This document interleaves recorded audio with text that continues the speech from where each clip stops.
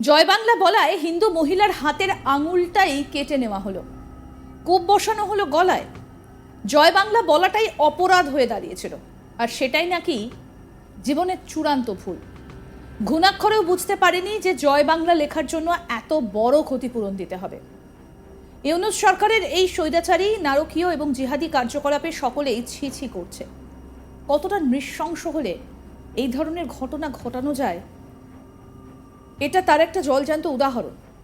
যে জয় বাংলা বলার জন্য মহিলার আঙুল কেটে নেওয়া হলো, যে স্লোগান একটা সময় বাংলাদেশের জাতীয় পিতা বঙ্গবন্ধু শেখ মুজিবুর রহমানের গলায় শোনা গিয়েছিল, যার সঙ্গে এই ঘটনা ঘটানো হয়েছে, তিনি একজন হিন্দু মহিলা। দেখুন।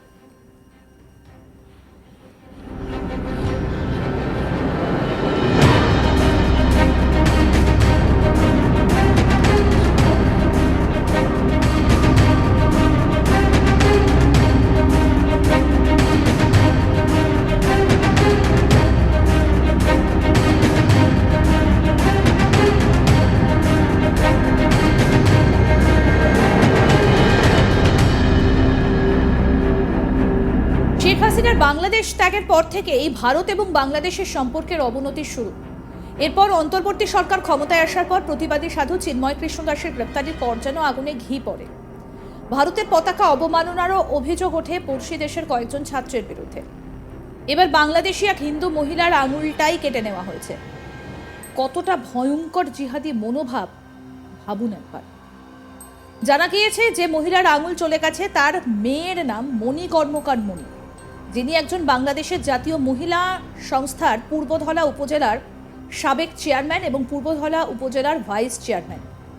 মহিলা জানান, আমি বঙ্গবন্ধুর আদর্শ নিয়ে আওয়ামী লীগের রাজনীতির সঙ্গে যুক্ত ছিলাম। আমি হিন্দু ধর্মের এবং আওয়ামী লীগের রাজনীতি করছি, এটাই কি আমার অপরাধ? খানেই শেষ নয়, তিনি আরও জানান, এটাই যদি অপরাধ হয় আমি অপরাধী, কিন্তু আমার ছোট ছেলে মেয়ে দুজন, তাদের কি অপরাধ? তারা স্কুলে পড়াশোনা করে, তাদেরকে গ্রেফতার করা হয়েছে, আর এখন আমার মা ও বোনকে শেষ করে ফেলার চেষ্টা করা হলো। আমার মায়ের হাতের আঙুলগুলো কেটে ফেলছে, আমার বোনকে শেষ করে ফেলার চেষ্টা চালায়। বর্তমানে তারা মৃত্যুর সঙ্গে পাঞ্জা লড়ছে। আমি এটার বিচার চাই, সকলের দৃষ্টি আকর্ষণ করে পাশে দাঁড়ানোর আহ্বান জানিয়েছি।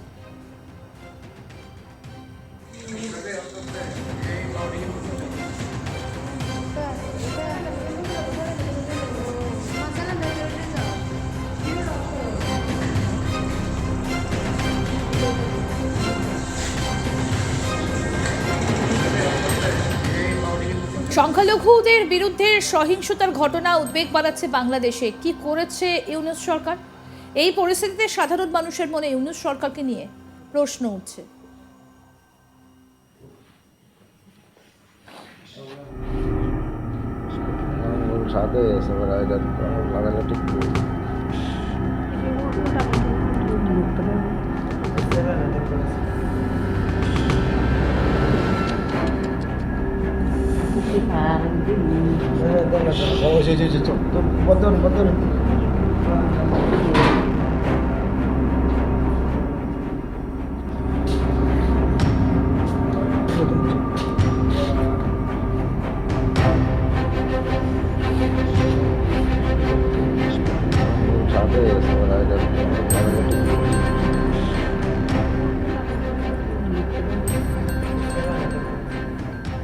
জয় বাংলা বলায় হিন্দু মহিলার হাতের আঙুলটাই কেটে নেওয়া হলো, কোপ বসানো হয়েছে গলায়।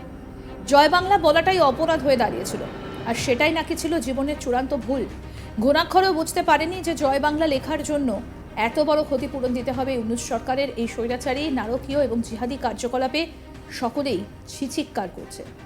কতটা নৃশংস হলে এই ধরনের একটা ঘটনা ঘটানো যায়, এটা তার জলজান্ত উদাহরণ। যে জয় বাংলা বলার জন্য মহিলার আঙুল কেটে নেওয়া হলো, যে স্লোগান একটা সময় বাংলাদেশের জাতির পিতা বঙ্গবন্ধু শেখ মুজিবুর রহমানের গলায় শোনা গিয়েছিল, যার সঙ্গে এই ঘটনা ঘটানো হয়েছে, তিনি একজন হিন্দু মহিলা।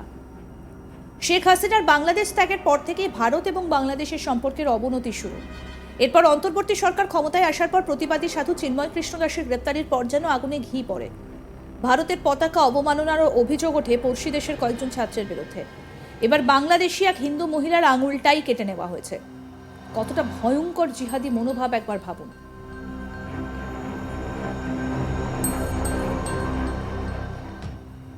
আরও আপডেট পেতে দেখতে থাকুন আজ তাক বাংলা, সাবস্ক্রাইব করুন।